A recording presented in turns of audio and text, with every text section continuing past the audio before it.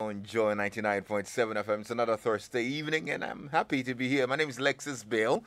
Tonight, we spend time with an amazing lady who deserves all the applause she's getting because, hey, she has contributed immensely to saving lives, especially here in Ghana. Last Thursday was exactly a year after COVID 19 was declared a pandemic and the eve of the first anniversary of the first two cases in Ghana. Around the world, listen, more than 117 million people have been infected, and out of this, 2.6 million of them have been killed by the coronavirus. I mean, you and I have been spared, probably because we followed the COVID 19 protocols, wearing the mask, social distancing, using the hand sanitizer, and washing our hands. We were advised to wash our hands as many times as we could, and at some point, it was compulsory to wash our hands before you will be granted access to offices, churches, banks, schools, and even some homes. So, a mechanism for hand washing became popular. It consisted of a bucket of water with a tap fixed at the bottom and mounted on a hand height, and a bowl at the bottom to collect wastewater. And we all know it as the Veronica bucket. Guess what? This evening, I spent time with Veronica. Not the bucket, of course. Mrs. Veronica Bekoe, the biological scientist who invented the Veronica bucket mechanism. She worked with the Ghana Health Services in the Public Health Laboratory for a long time. Now she's retired, so I could steal a bit of her time. So she pays us a visit here in the studios of Joy FM. Hello, Auntie Vero. Hello, Alexis. How are you? I'm good. I'm so happy to see you. Nice to meet You're you. so welcome to Personality Profile. Thank you. And I gotta be honest, you're looking good. I was just telling you about the fabric and your kaba and slit. Is this kaba and slit or this is It's Kaba and Sleep. and your duku? Yes, and my duku. We're actually live on Facebook, so you can actually go on there and check it out and see how gorgeous she's looking today. Anyway, how are you again? I'm good, Alexis. And now you're retired. I'm sure you're home most of the time. Yes. And you probably hardly go out in the evenings like No, this. No, not at all. So I'm really happy that you agreed to come out at this time. Well, I'm happy for the event. What do you spend your time doing now? Oh, all sorts. Basically, I relax a lot Okay. because, my life was very hectic when I was working. I get up early, as usual, but take my time doing whatever I need to do. I do my morning devotion early in the morning, then a few chores around the house, and then I do read a lot online or hard storybooks or whatever. And then I browse the internet. And believe you me, I'm trying to learn Spanish. Is it? Hola, ¿cómo Yes. estás? So I spend a little bit of time every day Ah. to learn Spanish online. Why Yeah. did you decide to learn Spanish? Just something to keep my brain running. Okay. And why Spanish? Because I have a little bit of French. I know a little bit of French. Oh, I studied French in school, okay. so at least I could read and understand quite a bit of French. Okay. So I just decided to. In fact, last year I spent a week in Madrid with my daughter. Maybe that motivated. That me. motivated you to want to learn Spanish. Oh, that's Yeah. really exciting. Yeah. I'm happy. So, you've worked in the health sector for a long time. What do you personally do to keep well, like look this good? Do you have a fitness routine? Do you have a diet routine? Oh, I had a fitness routine at Legon. You know, there was this dancing class, dancing for fitness, at the what do you, performing arts. The School of Performing Arts. Okay. For the elderly, Ah. and I was part of it. Wow. But because of the COVID, Yeah. we had to disperse. That aside, I have some videotapes for exercises for the elderly. Okay. Exercises you can do sitting down. Okay. So I try as much as possible to do it at least thrice a week. Ah. And I try to do bits and pieces around the house. What about food? Do you Food, take everything? Are you allergic to anything? I take everything in moderation. Okay. Everything. Right. I'm not allergic to anything. I take everything in moderation. Good stuff. Yes. And that's how I keep fit. Well, you look very well, and I'm happy that I get to spend time with you this evening on Personality Profile. Thanks to you, every office has a Veronica Bekoe. I'm sure when you go to Joy FM, you saw yes, standing I saw there, it. and you're like, how do you feel when you see this all over? I feel good. You feel good, huh? Yes. I feel good that the little invention way back is helping this time that we are in crisis. Yeah, in a big way. In a big way. Would you say it's your proudest achievement? I think so. I think it is. Nothing else comes close? No. Wow. We'll talk about the invention a little bit later, Sister Ayele. You know, when I got to know you were called Ayele, I'm like, Veronica Bekoe and Ayele. Bekoe sounds more Akan, isn't it? So is it Akan? Are you Gan? No. What are you? Bekoe is Gan. Bekoe is Gan. From Teshi. From Teshi? But it's my acquired name. Okay. Okay. My name is Veronica Ayele Boche. Boche. That was my maiden name from Jamestown. British Accra. British Accra. Wow. Yes. Wow. And my husband is from Teshi. Okay. Yeah. So the Bekoe is also Gan. Bekoe is quite a popular name as well. Yeah. Yeah.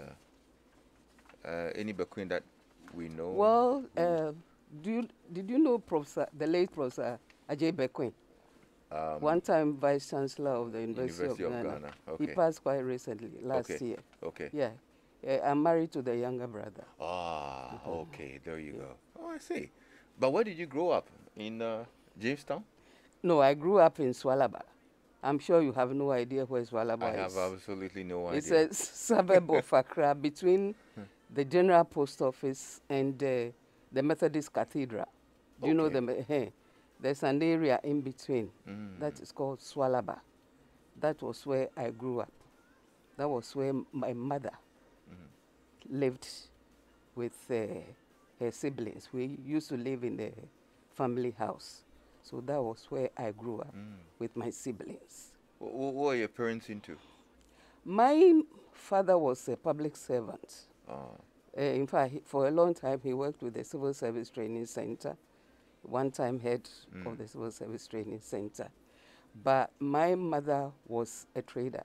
Okay. Yes. So she prepared some confectionery outside the house to support the income of the father. So you say you had somewhat privileged upbringing, would you? I would say so, because I realized that living in a compound, a family house then, was an advantage. How so? How so? Because every time there was somebody around watching over you, though no time to play truancy, we were taught respect right from the word go, discipline, hard work. And to me, family house living was good. And I still miss it. I wish it were the same now. No, it's not. Now it's not. Everybody minding their own business. Their own business, you know, then, even if you stepped outside, everybody in the community could, supervise you. Yeah. And if you went out of line, you could be disciplined there and there. And nobody, your mother or father wouldn't say anything, complain about it. It's not the same. It's not the same now. Do you think it has, probably contributed to, the notoriety of a young generation? I think so. You think so? Seriously, I think so. Because, like I said, it's really taught us discipline. Because every time you have an eye on you, even if your actual mother wasn't in the house, there was somebody, even to take care of you give you a bath, give you food, make sure you did your homework, and so forth. You know, so to me, it was a good thing. Yeah. Yeah. How many siblings did you have? 5. 5 of them. Yeah, we are 5. Okay. So it's quite a not Yes. too huge. We were 5 now, Yeah. but we are left with 2. With 2. Yes. Oh wow. I lost my elder sister in April last year, and my brother, the one after me, quite recently, Accept my about condolences. 3 weeks ago. Oh wow. Oh yes. Accept my condolences. Thank you. Oh, thank God you're here with us. So, what were your passions growing up? Living in Swallowby, is that what it's called? My passion was reading, learning hard. At the same time, I like, as a child growing up, doing what I needed to do as a child. And I remember very well, I like dancing. Oh. Anywhere I heard music, I would just dance. I like dancing. My team members are laughing. Why? Actually, because they think I'm the worst dancer in Ghana. Then I need to give you lessons. But today is a good day for me. Why? Because I'm going to take lessons from you. Sure. Yes, I'm excited. I did. Earlier when you told me you used to go to the School of Performing Arts to join the dance class, I nearly said, maybe I'll join you so I can learn a few moves. Yes. Yeah, but and now you've reiterated that your passion was dancing. So now I have a dance teacher. Yes, you have a dance teacher, willing and able, so you are welcome. Thank you so much. Thank you so much. Was there a certain career path you wanted to take growing up? Not really.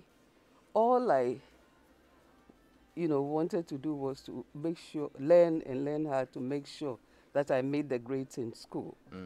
But I had no career path, in mind. Then when I was younger. Okay. But as I was growing up, I was sort of geared towards the sciences. Okay. Especially biological sciences. Okay.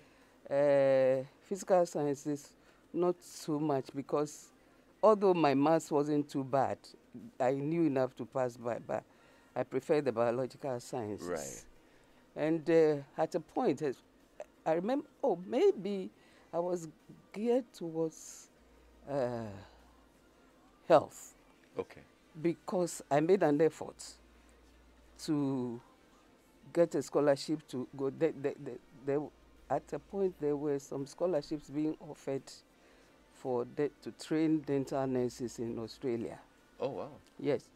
So I attempted to be part of it, but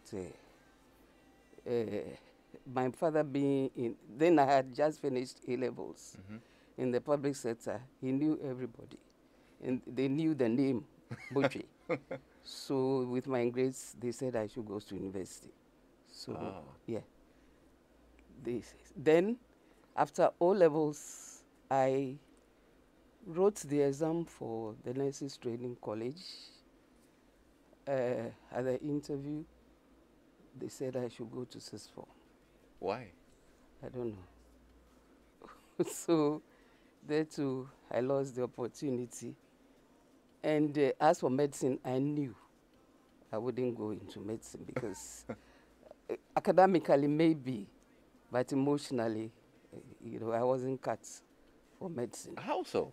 The sort of person I am, I didn't think I would be a good doctor. What sort of person are you? I don't want to go into it. I'm just a little curious because... or I just want to understand... I'm very empathic. Okay. Very, very empathic. I think you think a good doctor can't be empathic? That is me. I don't know about. Okay. No, but I don't want to speak. Eventually you got to work with them. Yes, I got to work with them. Yes, and you don't think you made a wrong decision? All the supports that my best. I give them my best. Yeah, and you don't think that I'm taking it from the empathic level that you're talking about, right? That didn't you get to understand them a little bit more to know that probably that would have even helped you become a better doctor? I don't know. You just decided not to Not to, even go no. there. Okay, Yeah. okay. And eventually you ended up in the biological sciences. Sciences, Okay. yes. When I finished, I wanted either to go to the Ministry of Education to teach or to the Ministry of Health to work in the medical laboratory. And I got the chance to work in the medical laboratory. That Okay. was how I landed at the Public Health and Reference Laboratory. Okay. in Okay. College. Well, it's important to note that you attended every girls What's so special about that? because I attended Presec. Oh, interesting. So I have to please emphasize it and sound it out very Okay. loudly. Okay. Bipo Sohang. Nyamini hini. Thank you very much. Now we can move on peacefully. Yeah. Anything close to Presec is brilliant, so I'm not surprised. Now let's talk about your work as a bioscientist. Now you got into the Ministry of Health. Mm-hmm. Tell us about that experience. How did you Well, start off? straight from school, no clue what's entailed in the medical biological science duty was. But I was fortunate to be posted to the Public Health and Reference Laboratory. It was then headed by a Brazilian. Oh, And okay. honestly, I think I was lucky to have been posted there. Straight away, I realized that the people were serious. From the head right down to the orderlies, everyone knew his place. They were disciplined, they were hardworking. You know, I was straight from school. I had no idea what to do. And so everything I learned on the job. Most of the staff then, there were two expatriates, the head who was a Brazilian and the assistant who was a Hungarian. Apart from the two, there was a lady who was a graduate. Apart from these three people, all the others were maybe lab assistants who had gone through a year or two of lab tech training, but they were so hardworking. So I had to learn from these people what the whole business was about. I started at the bottom as an assistant biologist, and gradually I rose to the top. By the time I retired, I was a chief biologist. Wow. You stayed in that same sector and that same place? Yes. For how many years? I think 46 years. 46 years? Yes. But the laboratory grew, expanded. Yeah. More staff, more professionals. So it became bigger. Yeah. What do you think kept you there for 46 years? I enjoyed what I was doing. I really, really enjoyed what I was doing. So I think that was what kept me there. There was not a time that you thought that, okay, well, this is becoming a little too mundane. No, it was never mundane for me. Okay. Because apart from the bench work, I was involved in a lot of teaching. Okay. Teaching. Even when I was employed, a young adult, I was in my 20s, I had to teach some old men and women human biology, you know, to support their lab tech training course. Subsequently, I had to teach laboratory professionals or general health workers on all sorts of laboratory procedures, and especially HIV testing. Okay. HIV testing. So I enjoyed what I was doing. That was what kept me there. Okay. Well, if you're just tuning in, this is Joy 99.7 FM. Personality Profile is what you're listening to. I'm Lexis Bill. This evening, I'm spending time with Mrs. Veronica Bekoe, Mrs. Veronica Ayeli Ayele Bekoe. Bekoe. Yes, Bring it out. I need to emphasize from Jamestown, British Accra. Accra. Yeah.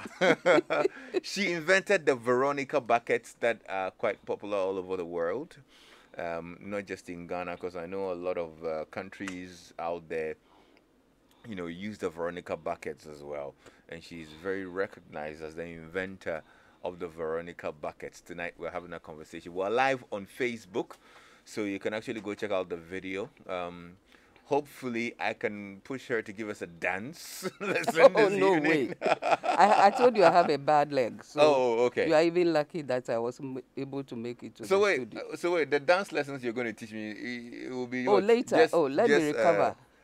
No. theory. No. I'll recover. You Don't recover. worry. I'll wait. All right. So if you have questions, though, you can also send it to us on WhatsApp on 055 1111997 or on our Facebook page. Let's get to the Veronica buckets. At what point in your career did this idea pop up? Okay, it was early, I think the first half of 1993. 1993. Okay. Yes. What happened was that USAID, or United States government, wanted to support Ghana to establish public health laboratories in the country. By then, the public health reference laboratory where I was working was the only public health laboratory in the country. So they sent down a consultant as lab advisor by the name of Joan Hetrick. So she came Is that down. different from the Brazilian? Oh, no, the Brazilian is long gone. Okay. He was the head of the laboratory then. But this one was an advisor for the project that USAID was going to sponsor to establish public health laboratories, more public health laboratories. So she was in American? the country. She was American. Okay. USAID, so what do you expect? American. Yeah. Okay. So this lady came down, spent 4 or 5 years in the country to do what she had to do. And when she came, of course, she needed to have a partner, a local partner to work with. And I was lucky to be selected by the head of department then to work with her to do the project. First of all, she, was new. She didn't know anything about the laboratory set up in the country. So she needed to travel around the country to see what's pertained, and so that she would structure, because the establishment, apart from whatever infrastructure maybe came in later, she had to do some training how to manage these public health labs, because like I said, we didn't have public health labs then. And one of the topics was infection prevention. So before we started going around, she gave me that assignment that I should look into that section, so that whenever we started training, I'll be in charge of that. So we went round some selected labs, spanning from teaching hospital right down to one-man labs where you have only maybe a table and a few test tubes, acting as a laboratory. And going round, we realized that in facilities where there was no running water from the taps, the lab staff were using bowls of stagnant water to wash their hands after their work. And immediately we realized there was a problem there. Yeah. Because the samples we were dealing with presumably carry some infectious whatever. So, and we wanted, it was necessary that the personnel prevented infection from the hands, either for themselves or any other person they might come into contact with. So we realized there was a problem there. So we were, brainstorming as to how best we could overcome this problem. Because to wash your hands and wash properly, apart from the soap, you need running water, not stagnant water. Because think of it, if there is a bowl, or even there are two bowls, and if there are only two people in the laboratory, how often is that water changed? Is it changed after each wash, or what happens? In some situations, you see a bucket with a cup. So the person would pick the cup with one hand and fetch the water. How will he or she wash her hands properly? So there was an issue there. So we were brainstorming as to how best we could improvise. It was around that time that the porridge sellers, the Hausa cocoa especially, were selling their cocoa in these aluminium containers we are seeing now. Okay. So one They have some name. Come again? Those containers have some name. Somebody told me it's called Aquada Jaisun or something. Jaisun or something of the sort. Yeah. So one evening when we were having discussions as to what we had seen during the day, it just occurred to me that if we fitted a tap to one of these containers, we could generate running water for washing hands. So I mentioned it to her, and she bought into it. So she asked me to have one made for us to try, which I did. I brought it, and it served the purpose. It served the purpose. So when we started the training, we used that to go around to teach people that if you didn't have running water from the taps, you could get a container like this, hit a tap to it, and generate your own running water. Wow. So in fact, she was the one who named it Veronica Bucket. Oh, she named it Veronica Bucket. Because I came up with the idea. Yeah. But you didn't even start off with a bucket. No, I don't know so why she called Veronica it bucket. Aquala Jaisun or something? I don't know. I don't know why she's, named it bucket. Yeah. So that was how the name came about. Since 1993. So you both deliberately decided to etch the name in the minds of people wherever you went with it? Yes. Yes. Or was there another strategy to get people to know it as Veronica Bucket? No, we were using it. And before we started using it, she has called it Veronica Bucket. So wherever we went, even in the reports we wrote, she put it in there as Veronica Bucket. And I think gave a reason why she named it so. So largely around 1993, it was basically for the health sector. The health sector. Starting with the laboratories and eventually spread to the other departments in the facilities. For example, if we went to a laboratory and we realized that there was no running water in the laboratory, chances were that other departments in the same facility might not have running water. So when they realized that the lab people had come up with this device to generate running water, the other departments also adopted it and started producing, using the bucket to provide running water for them to wash their hands properly. At the time, for you, the gratification or the satisfaction came from the fact that you had been able to solve a problem in your laboratory. Yes. And that was it? That was it. The problem motivated me to come up with a solution. I did not attach any commercial value to it. You see, so it stopped Even there. when it became more popular amongst the laboratories and the health officers? Yeah, they approached me to make some, which I did using the same guy that I used to make the initial one. So I made them, sold it. You sold it to them at the time? The basic things Okay. that I used were not expensive, and I did not put much on it. Yeah. So How much did you pay for the first one? Oh, that was a lot. I don't remember. You don't remember? Nothing. It wasn't much Yeah. at all.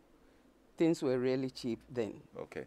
Even the taps. Now the taps, you don't even get them, especially during the COVID time. And the prices you won't believe. But then it wasn't much at all. It was nothing. Okay. So at some point you decided to produce to sell. Sell, yes. Okay. Yes. For how long? Oh, for as long as I remember. But it was on the quiet in that, remember, it was basically for the health sector. And even the facilities themselves started producing their own. Okay. Anybody who needed it would just find the container, get a plumber to fit the tap.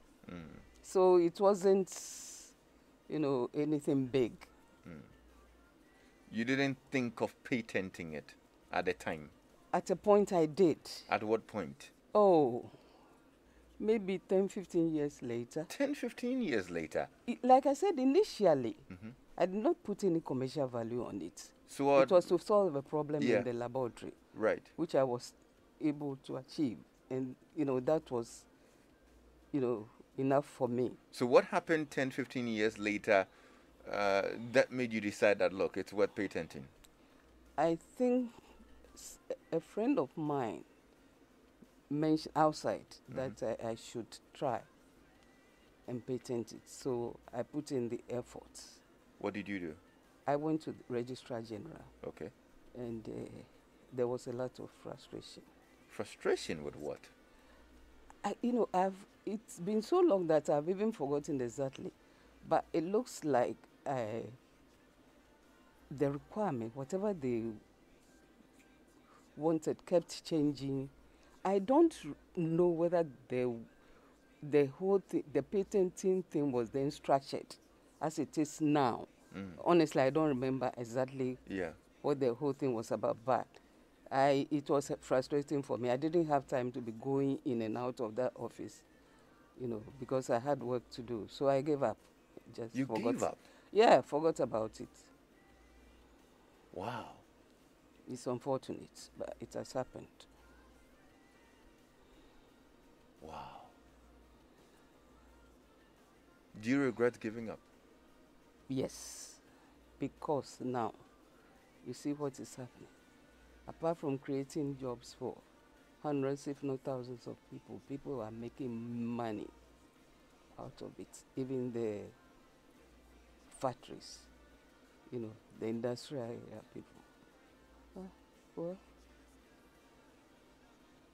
Do you feel sad sometimes knowing you missed a great opportunity to benefit yes, financially at least from something you created? The intellectual property, it's, missing out on that alone hurts, but what is done is done. Is it too late? Well, this is what the lawyers keep telling me. I've tried several times to get some lawyers on board, and everybody kept telling me that it wasn't possible at this time. I even went to the Registrar General myself, and I was told that it was a bit late. I mean, it wasn't possible. Do you think that maybe the state or somebody, when I say body, organization or something, could have probably helped you with this?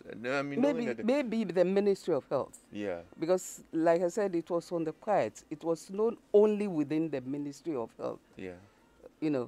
And even there, I don't think people knew exactly who I was.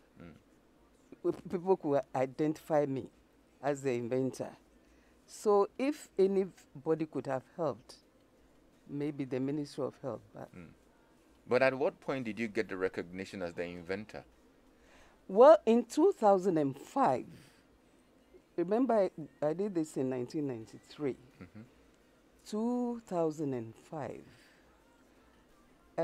some of the doctors, I remember one doctor in the Western region, I've forgotten his name. I went on monitoring and supervision one time, and he was sort of complaining. He was surprised that still the ministry hadn't given any recognition to this thing.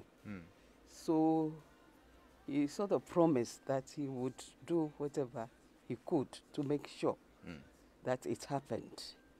So in 2005, at the end of the year, the Ghana Health Service Ministry of Health Awards, I was one of the people awarded for the invention.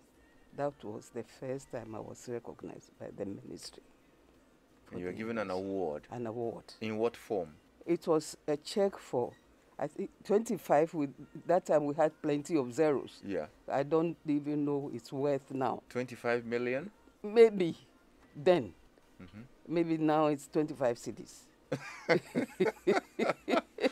You don't want to say. And that was it. Now, before it became extremely popular within this COVID era, did it grow beyond the health sector? Yes, it did. It did, starting with the schools. You know that even the schools, the bowls of water are put on the verandas for the children to what they are. Eventually, they started using the buckets. Then some chop bars started using them, because you know chop bars too, when you go, they give you bowls of water to wash your hands. And then individuals, especially the nurses and doctors in their homes. So that was how far I can say that. But it went beyond Ghana. I know Ivory Coast, for example, they were using them in their schools. So this is what I know. Almost every update weekend when the president comes to tell us about measures taken against COVID-19, he mentions and reminds us to wash your hands, and officers should provide Veronica buckets. And I can play it in my mind, hearing the president's voice and his lovely tone. The Veronica buckets, the Veronica buckets, and all. How do you feel when you hear him say that? I'm okay with that, but unfortunately, the government has not bought a single bucket from me. The government has not bought a single bucket from you? No. So that's to say you produce it commercially yourself now? Yes, at the peak of the COVID. But even then, I was having challenges. Getting the raw materials to do the production was a problem. But eventually, somebody, I contacted the First Lady's office. So they managed to contact one of the manufacturers at the industrial area, Qualiplast, who started providing me with the containers to manufacture the buckets. So I got some help from the First Lady's office. But they didn't buy from you? No. The First Lady bought a few, I think about 50, but the government at large, like whatever they supply to the schools and other institutions, no. You would have wished that the government would give you that contract to say, supply all schools in Ghana. All of it, obviously, I couldn't provide all of it, but at least something. I would have been happy if they had helped me out there with ordering some for me. From me.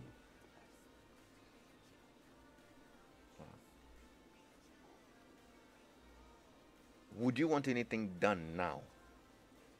If it's not too late. What would you want done? Well,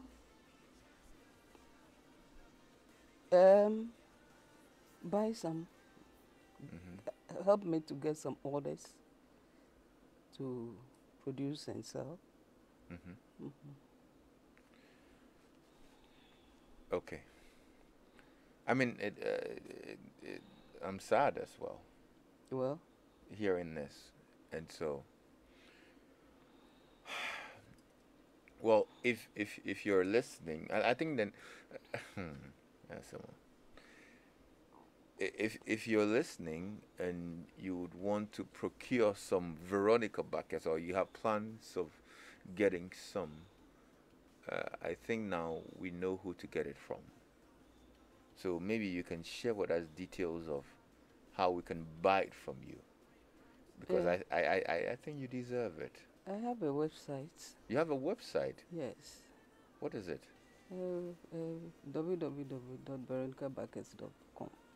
www.veronicabuckets.com With an S. with an S. Wow. We can place an order from there, Yes. and we can contact you from there. Yes. You have my contact number, don't you? Yes, I do have your contact. How did you get my contact number? You know me there. Auntie Vero, you know me there. I'll get it. Okay. But if you're listening, like I said, I would go check out the website when we're done from here. But if you need these Veronica buckets, now you know who your plug is. And now I have produced a hands-free one. Oh, really? Oh, yes. Hands-free Veronica buckets? Yeah. So what, they work with sensors? No, foot pedal. The foot pedals. Okay, Yes. okay. Okay, good stuff. I think I've seen a couple of them around. Improved Veronica buckets. Okay, okay. Would you say a part of you, this whole story makes me feel that a part of you is bitter. Come again? I mean, this whole story makes me feel a part of you is bitter. Bitter? Yeah. Oh, why would I be bitter? You know, to me, I believe in destiny. What will be would be, and whatever is mine, I know will eventually come to me. So I'm not bitter. See, honestly, I'm not bitter. Okay. I'm maybe hurt, upset, but I'm not bitter. You're upset? Yes. Okay. That things have turned the way people are making millions out of my invention. But it is the way it is. Yeah. But I'm not bitter. I've got a few messages that I would want to share. Lexis, my name is Loretta. Mrs. Bekoe, I call her mommy, was my boss. Oh, my goodness. A role model and a mother to all. I'm proud of her. Thank you so much for your message, Loretta. And I think I got a message as well. Pascal in Wages saying he should have invented the Veronica bucket in Ghana alone because the buckets already in use in other countries way back. Okay, well, it's now a global phenomenon now. Yeah, but she invented it, or she put it together, and she's credited with that. Unfortunately, we couldn't get a patent through. Would you still want to pursue the patent idea? If it's possible. If it's possible. But like I said, I've tried. Yeah. In different ways, and every time I'm told it's not possible, it's too late. So. Wow. Anyway, after over 40 years of working in the health sector, what are some of the lessons life taught you?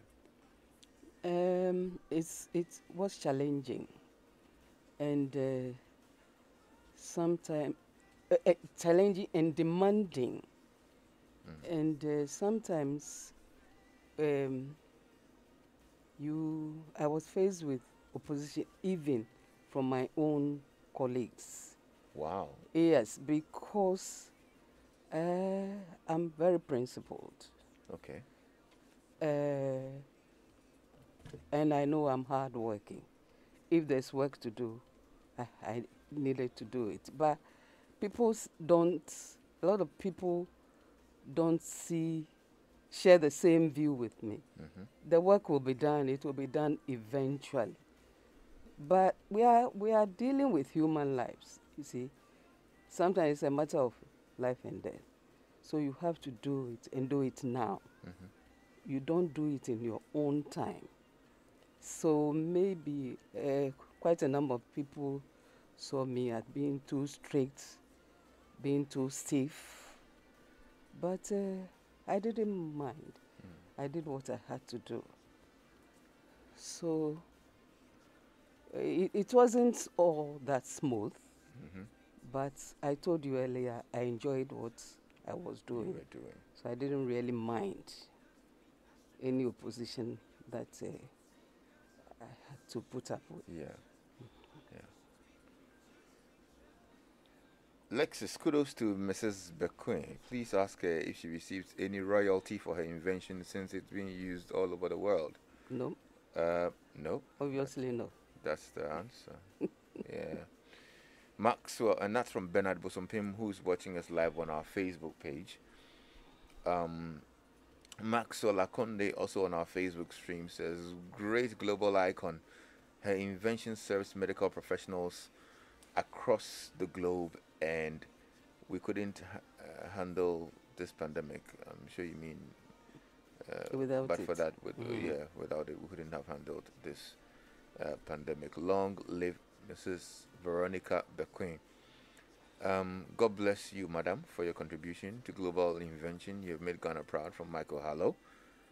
And Nanefo actually logged onto your website, but she says it's not, she just tried to visit it and it's not working. So probably we need to check it. Okay. And make sure it's working. I'll check it. Yeah, but so Nanefo Sefa, who's watching us on Facebook, please, she'll check it probably when she's done from here, and we'll put it back up.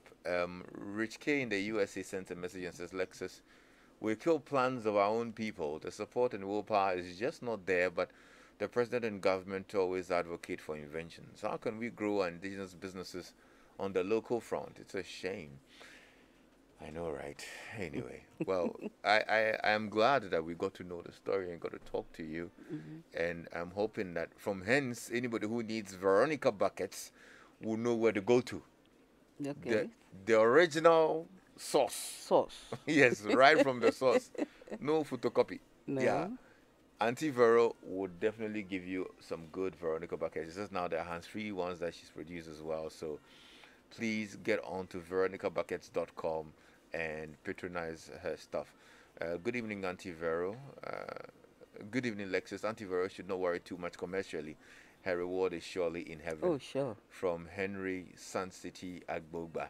And I agree, because look, yes. for the Veronica buckets, a lot of us would have probably contracted the coronavirus and would not be here today. Thanks to that, we were able to stick to the COVID protocols, and we're here today. I'm grateful that you got to spend time with us, and I'll probably let you share a word of advice to people out there as we wrap up here. Okay. All I can say is to the youth especially, in my time, we didn't have the opportunities that you have now. So make the best out of the situation. Never give up on whatever you aspire to do.